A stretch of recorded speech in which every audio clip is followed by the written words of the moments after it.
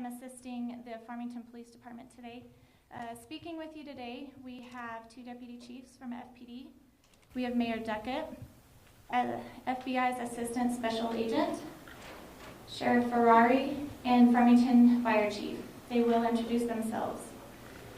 This afternoon, we will be talking about the shooting that occurred on May 15th, 2023. Any questions that you have about matters outside of this topic, we will be happy to discuss with you at a different time. The active shoot incident is the only subject we are prepared to speak about today. Following the incident update, we will allow up to 15 minutes for questions. We will have questions coming in through Zoom as well, so Shanice Gonzalez, the Farmington Police Department PIO, will be monitoring those and voicing those as they come in.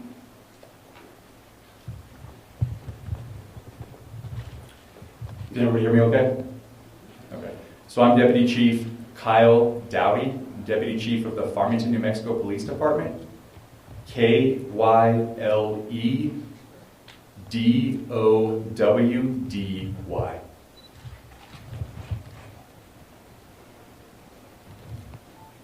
I'm Deputy Chief Barrett Crum of the Farmington Police Department.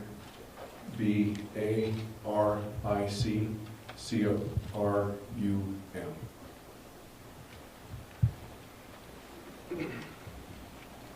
Good afternoon. I'm San Juan County Sheriff Shane Ferrari, SHANE, last name FERRARI.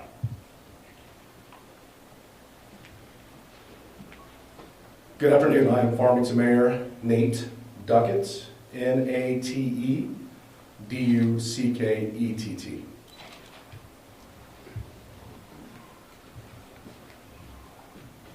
I'm Robert Sterrett, Farmington Fire Chief, ROBERTSTERRETT.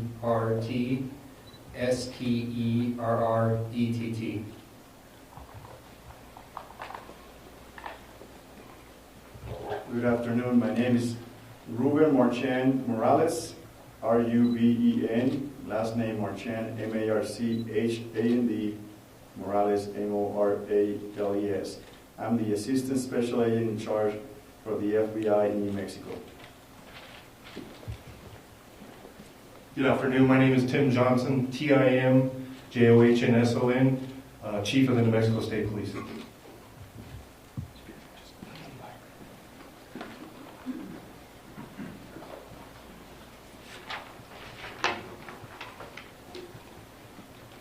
Okay, so you guys are aware of the situation we're here to brief about today. The agenda is going to go, we just did introductions. We'll have some short opening messages from some of the distinguished people behind me. I will give a timeline of events, at which point Deputy Chief Barrett Crum will give any updates on victims, information and updates on victims, and then we're going to open the floor to questions. So the Mayor of Farmington, Nate Duckett, will begin.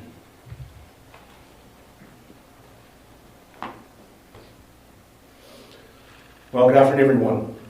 Yesterday, our community was shaken to the core by an unthinkable incident that robbed families of their loved ones and changed people's lives forever. Today, I'm addressing our citizen in a continued spirit of hope, unity, and healing. We are resilient. Farmington, San Juan County, these are the moments where our community must come together and show our true strength, our true character, and support one another, as so many are in pain. There is no doubt yesterday that countless lives were saved by the heroic efforts and quick action of our law enforcement agents from multiple departments who addressed this threat head on. I was made aware last night that 3 of our responding Farmington police officers were at lunch when the call came in and responded to this call without body armor, and were there to immediately face this threat. For their efforts and for the immediate response of the law enforcement agencies across San Juan County, the FBI, the state, I say thank you. 2 of our law enforcement officers were injured in yesterday's events, a Farmington police officer and a state trooper. I am happy to say that those individuals were treated at San Juan Regional Medical Center and have been released. To those first responders who were there immediately on scene, and to our medical staff and leadership at San Juan Regional, I extend my thanks for, as Ruth Brooks and I talked about today, for doing your jobs. And ladies and gentlemen, and that is what happened yesterday. Every single day, our law enforcement officers and agents face the threat of potential risks such as this. I don't face that in my daily life. Most of us don't. And I appreciate the courage in which they go about their jobs and the ability to call on training and the opportunity that it has to be shown in its utmost horrible situations. I want to thank the neighborhood where this activity happened, and the number of citizens who came out to try and support law enforcement, directing them where they needed to go to ensure that no more lives were taken. There were many acts of bravery that occurred yesterday that I'm sure we will hear stories about for months to come. And so I extend my thanks to those citizens who were in that area who provided that support. Last night we had a vigil at Hills Church. I want to thank the church for taking the time and opportunity to try and coordinate and organize the event. It was well attended for only 1 hour of notice. There will be many of those opportunities in our community over the months or weeks probably ahead, days ahead at least. Tomorrow night at 6 p.m. at the Farmington Museum, we will be hosting a city vigil, community gathering, and I encourage our community to come out in support of one another. Again, that's 6 p.m. at the Farmington Museum. I want to thank for the outpouring of support that I personally have received, as well as I know that our officers have received here. I've had people contact me from all across the country, a number of mayors here in the state, our governor, and many others, elected officials in Washington, D.C. Ladies and gentlemen, today I'm just asking finally that we remain confident in ourselves and our community and our ability to address this situation. Do everything we can to mourn with those who have lost loved ones, support them. That is what community does. A number of organizations are putting together efforts to help address individuals who may be suffering at this time. So please make sure you're reaching out to Presbyterian Medical Services, Desert View Family Counseling. If you're a religious individual and you are in need of help and someone to talk to, please reach out to your church of choice. St. John's Episcopal Church will be hosting a memorial tomorrow at noon. Father Guy Mackey has put that together, so please take the time to go there if you need to. Let's reflect on our emotions. Let's check on our family each and every day and not miss an opportunity to tell somebody that we love them, hold them, cherish them. Let's take care of each other. That's what we do here in the city of Farmington. Thank you.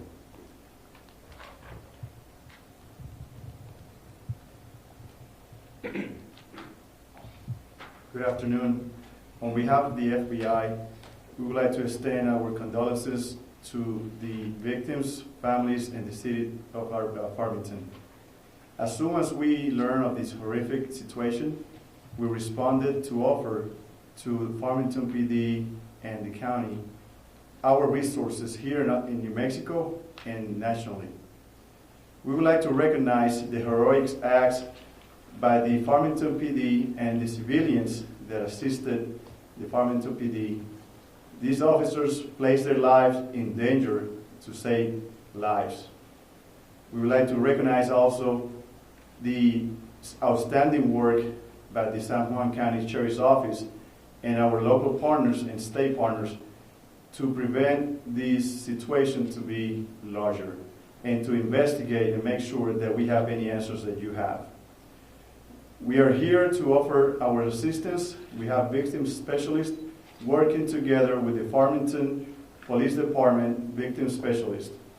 If you were present and were not injured during this incident and would like to receive any assistance, please contact the Victim Assistance Center here, located here in Farmington Civic Center, to receive that assistance. Thank you very much. Good afternoon. I'm San Juan County Sheriff Shane Ferrari. First and foremost, we want to offer our deepest heartfelt condolences to the community members that we lost yesterday. We are praying for those that were injured and wish you a very quick recovery. And we owe a huge debt of gratitude to our first responders.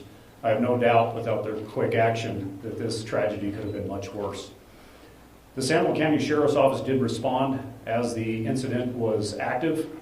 Deputies from patrol and detectives went into the scene to make sure there were no more threats at that time and secure the scene. The San Juan County Sheriff's role at this time is running a parallel investigation along with the criminal investigation as into the actions of the law enforcement officers that fired and stopped the action of the suspect. We consider that, or call that, an officer-involved shooting. The San Juan County Sheriff's Office, along with a partnership of local agencies, have in the past and now have our San Juan County law enforcement officer-involved shooting team. We are taking lead on that at this time. The purpose of that investigation is to make sure the officers that fired, that their actions were lawful. Right now, we have 4 officers that did fire during that time, firing a total of 16 rounds. One of those officers involved was wounded. At the conclusion of our investigation, that report will be sent to the district attorney's office, where they'll make the determination of whether those officers' actions were lawful or not. So be patient. That investigation will most likely take place over the next week before it is concluded. Thank you. Good afternoon. I'm Robert Sterrett, Fire Chief of Farmington Fire Department. I'm going to give a brief patient count information. There were 7 patients treated by San Juan Regional Medical Center, 3 of which were transported by San Juan Regional EMS, 2 transported POV, personal vehicle, and then also the 2 officers that were transported. There were also 2 deceased patients in vehicle, and then the subject. Thank you.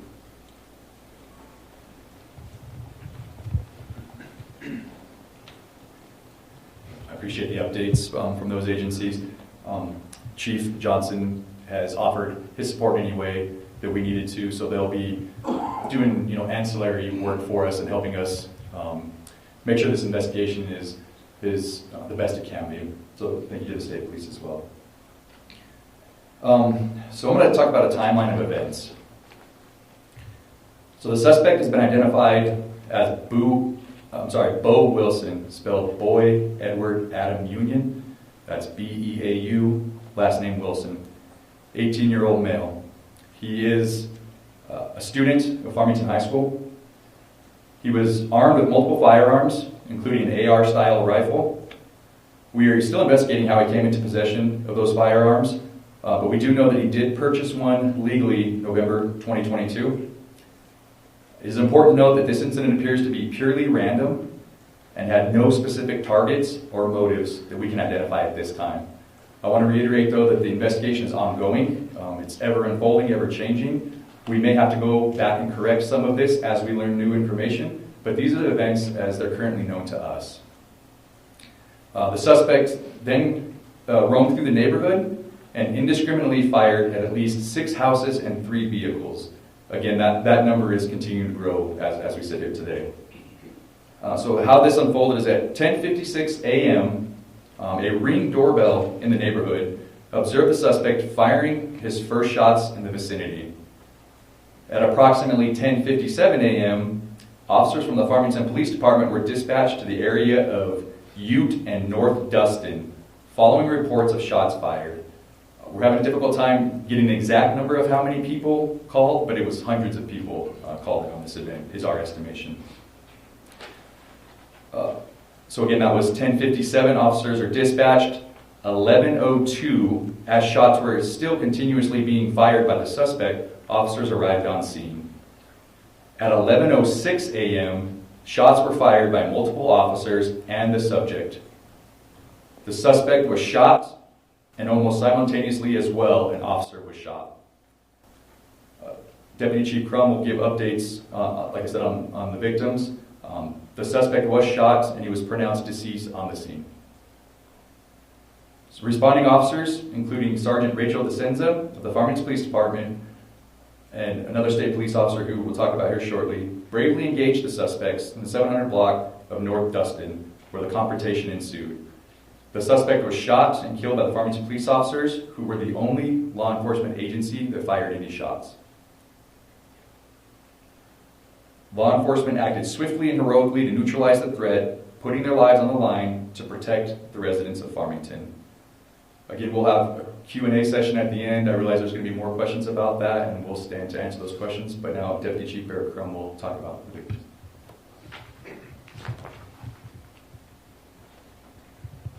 Good afternoon. I'm Deputy Chief Barrett Crum. We mourn the loss of our 3 innocent civilians who lost their lives yesterday. Shirley Boita, Melody Ivy, and Gwendolyn Schofield.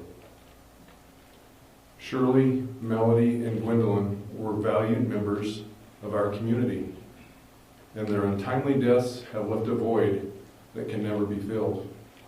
Our hearts go out to their families and loved ones during this unimaginable, difficult time. We stand in solidarity with them, offering our deepest condolences, compassion, and support. The 2 officers that were injured in this event, the first, Sergeant Rachel DeSenza of the Farmington Police Department, a dedicated member, has served with distinction for the past 10 years. State Police Officer Andreas Stamatiadis, a 4-year veteran, was struck by gunfire while driving to the scene. We commend them for their bravery and commendable actions in the face of this extreme danger. There were also 4 treated at the hospital. There were other civilians that were treated on scene as a result of the action of this active shooter's decisions by EMS and by San Juan Regional Medical Center staff. In light of this horrific incident, the Farmington Police Department has mobilized victim advocate services in conjunction with the FBI. Those resources are working closely with families who have been affected by this incident. These compassionate professionals will provide support, resources, guidance, and help to help them navigate this especially challenging time. We understand that the road to healing will be long and arduous, but we are committed to standing by their side every step of the way. We also want to express sincere gratitude to all our local partnering law enforcement agencies, Fire, EMS, San Juan Regional Medical Center, and other emergency management and first responder agencies that provided invaluable assistance and service during the response to this incident. The collaborative efforts and swift coordination between our law enforcement partners have been instrumental in ensuring that our community is safe. We are deeply grateful for the unwavering support and professionalism by these agencies. The Farmington Police Department will continue to work diligently to gather all relevant information and provide updates as the investigation progresses. We urge anyone with any additional information related to this incident to come forward and contact our dispatch at 505-334-6622. In conclusion, our community is strong, resilient, and united. Together we will heal and overcome this tragedy. We stand as one, determined to foster a safe environment where all our residents can thrive. At this time, we'll take questions for the next 15 minutes. You said that at this point it appears this shooting was random. What sort of gives you that confidence? What in your investigation sort of led you to that conclusion? And I know it's still being investigated. No, sure, that's a fair question. So at this point, we haven't determined any link between the victims and the suspect or the suspects amongst each other, except for 2 were related that were in a vehicle together. At this point, we've discovered nothing that leads us to believe that this suspect knew any of the people. There's no indication that that's going to change. That we're pretty confident in, that this was completely random. And because the shooting was arbitrary and up and down the street. It's approximately almost a quarter of a mile crime scene. So pretty large and vast. And he was just shooting indiscriminately, houses, cars, people, as he. Yes, ma'am. Let's talk a little bit more about the guns. Where did he get them? You said that he bought one legally, but he's not even 18, right? So He is 18. He is 18? Yes. So he bought it in 2022? Correct. So was he 18 then? Correct. He turned 18 in October of 2022. Okay, how about the other two guns? So at this point, we believe he got them from a family member. And by got them, that's a loose interpretation of the word. We believe that a family member was the legal owner of those firearms. How about the AK? No AK, I'm sorry. No. And it's an assault. When we say assault style rifle, that's more of like a long gun style of rifle. So we're not going to say an AR-15 or an AK-47. It's just an assault style rifle. Where does that belong to? I'm going to have to go to the next one. Yes, Shanice. Did the shooter live in the neighborhood? He had multiple addresses. He was staying at one of the addresses in the neighborhood, correct. In the back, ma'am? Do you have any information on the status of some of the injured civilians, their condition, what they were doing in the neighborhood? So, as we've already kind of indicated, most of these individuals were driving through the area. There were no individuals injured within their homes. So all parties that were injured were actually driving through this area when he opened fire upon them while they were in their vehicles. There were 3 deceased from this incident, 2 which were deceased on scene, 1 which later died from her wounds at San Juan Regional Medical Center, and the other individuals received medical attention at San Juan Regional Medical Center and were released, while other individuals received medical attention on scene and were released from the scene. Yes, sir. Was this young man on your radar at all? Any bumps before with law to maybe give an idea of a motive? So at this point, no motive. He did have minor infractions as a juvenile, but nothing that would rise to the level of any serious crime. And we have not, in our investigation so far, not come across anything that would necessarily rise to the radar of being on our radar, like you said. Did he leave anything behind? We are still looking for that. At this point, we have not found anything, but that's still part of the ongoing investigation, and that may change. Is it safe to say the 2 weapons that he acquired from the family member, that family member was unaware that he had them? That I don't know. That's still part of the ongoing investigation. Yes, ma'am. Have you come across any indication they had some mental health issues, or is there anything you can talk about with that? We have come across some indication that potentially he had some mental health issues, and that's through interviews with involved parties in his life. It's about as far as I can go on that, but there have, in subsequent interviews, there have been some concern about his mental health. Yes, sir. Can you tell us anything about how his family reacted when they received the news? I actually cannot, thank you though. Okay. There was 3 weapons involved, correct? Yes, ma'am. And so can you tell us how many rounds were shot from each weapon? So at this point, and again, this is a very large crime scene, and when we're doing the best we can with that part now. At this point, we found at least 150. Now, I can't say who fired what yet, because I'm not sure. So on the scene so far, and we're still counting, then that's legitimately going to go up.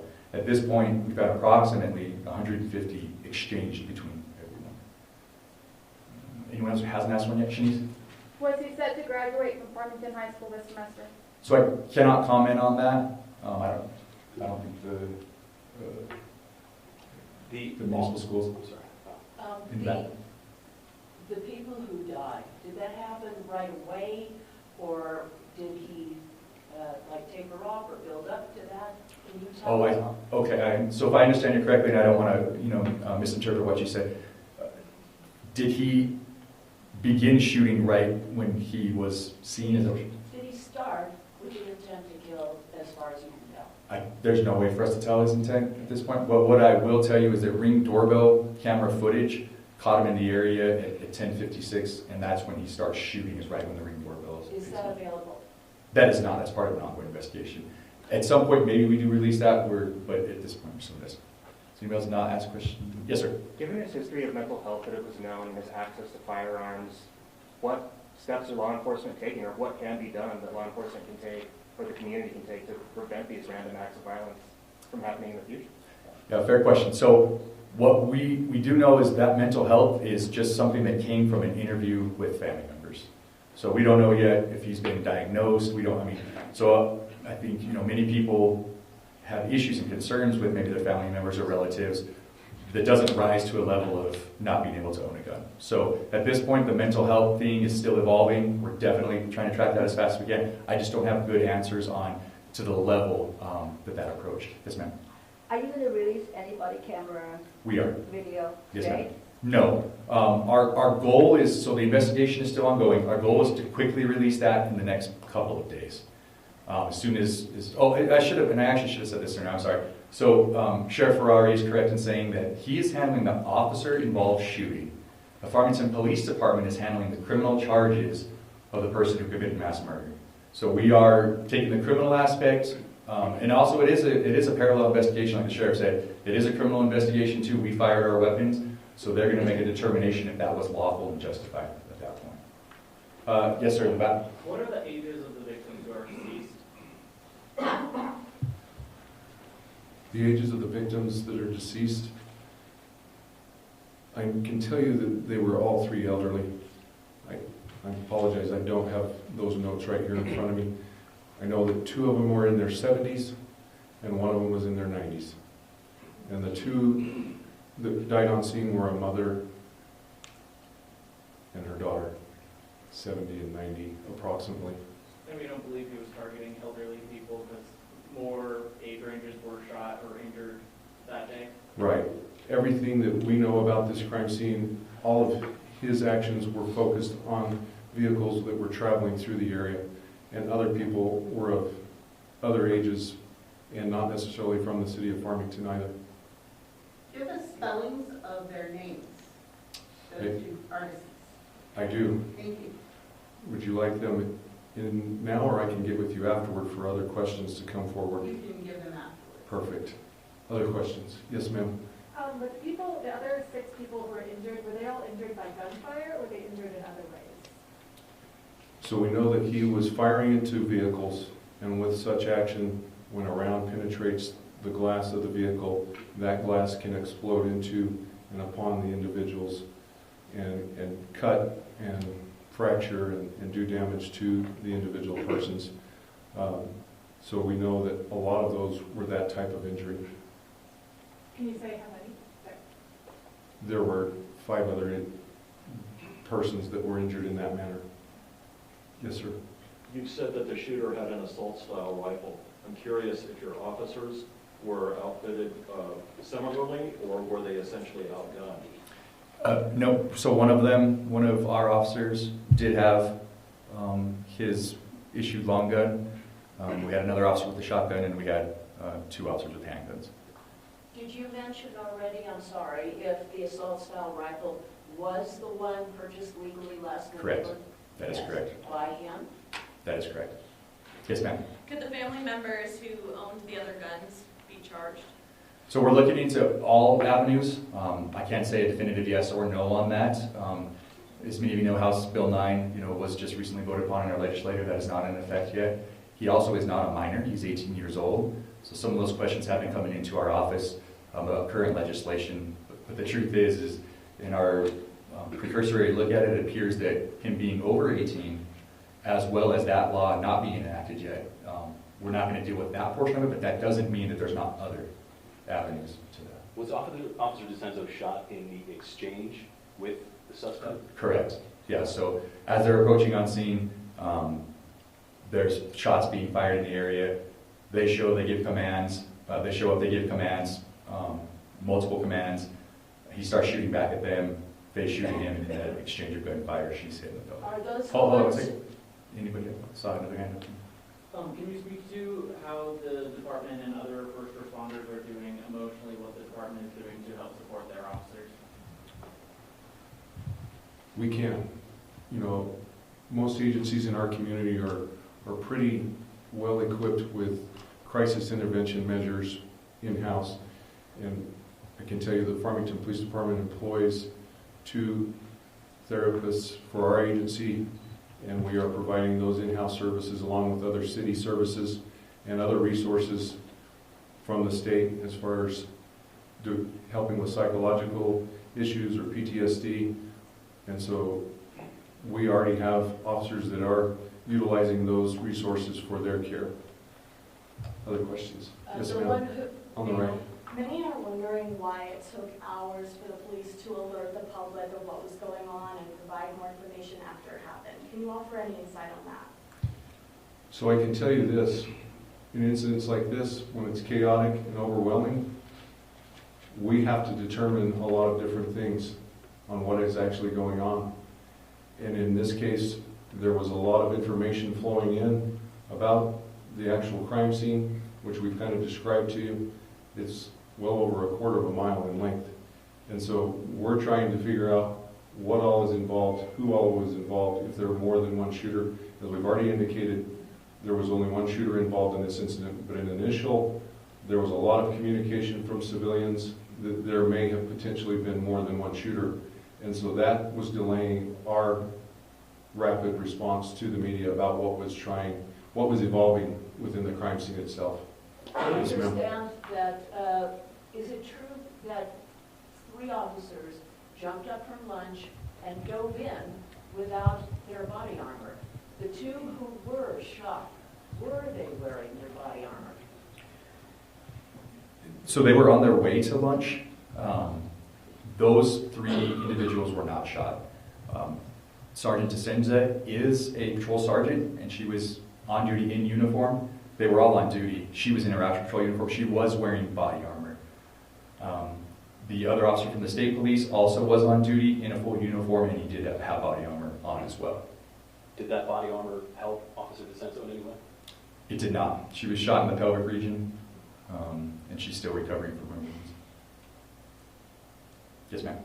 Aside from the 150 rounds that were discharged, do we know how much ammo he had remaining? I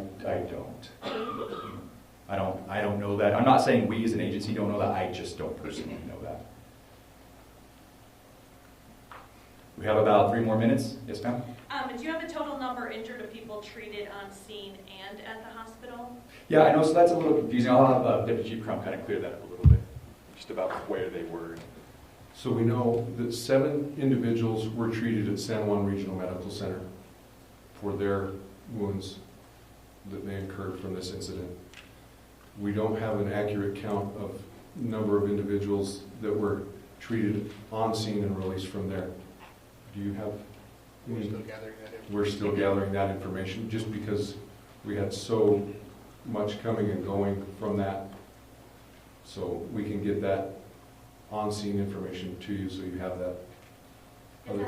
We have time for 2 more questions. Sorry. Shanice.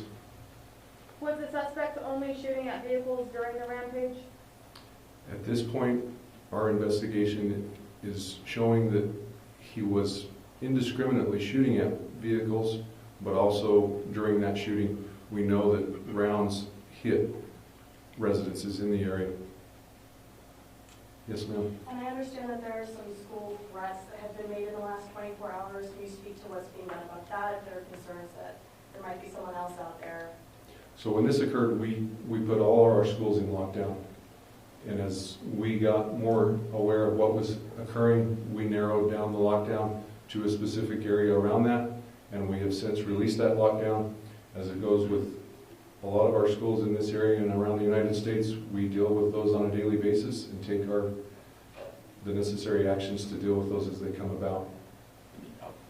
So that was, I'll let you get one, you haven't had one yet, but just to clarify, he's absolutely right. We do deal with this a lot. So I think you're talking about the current 2 we had today. So no, those appear to be unrelated. One of them doesn't even appear to be in our area. The other one we have dealt with, and we're quickly processing that juvenile who made that threat, but they are unrelated. So today's threats on schools are unrelated to the incident that happened yesterday. Last question here, ma'am.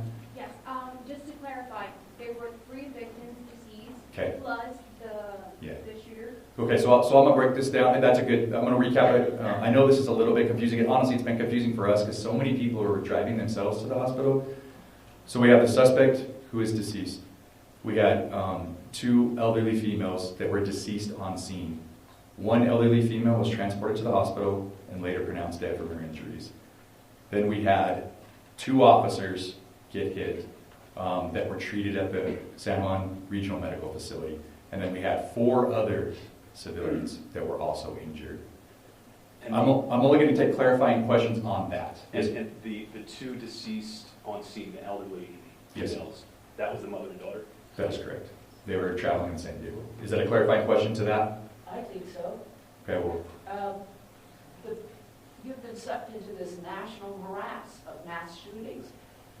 Did you ever, in your wildest dreams, think it would happen in Farmington? I don't think anybody ever thinks this is going to happen anywhere. I don't think NYPD thinks this is such a tragic event. It's overwhelming to the senses. We were on scene. Many of us up here were on scene. And when you encounter something of such, magnitude, it shocks your senses. The amount of violence and brutality that these innocent people faced is something that is unconscionable to me. And I don't care what age you are, I don't care what else is going on in your life, to kill 3 innocent elderly women that were just absolutely in no position to defend themselves is always going to be a tragedy. That'll be our last question. Is it a follow-up to that? Oh, yes. Okay. So I was wondering, is this a mass shooting or is it cataloged as a massacre? So, I don't make those determinations. To me, it's semantics. It's 3 people lost their lives that were absolutely innocent. So I do understand that's a national debate that's raging. How many constitutes what? Honestly, I'm not even going to get into that today. It's just a tragedy for our community. So at that point, I appreciate everyone's questions. If you have any follow-up off-the-record questions, it's only going to be for things like spelling of names or things like that. We are going to conduct a briefing every day at 2 p.m. in this room for the foreseeable future. So that is an open invitation to media. 2 p.m. We're going to give updates every day as this investigation progresses.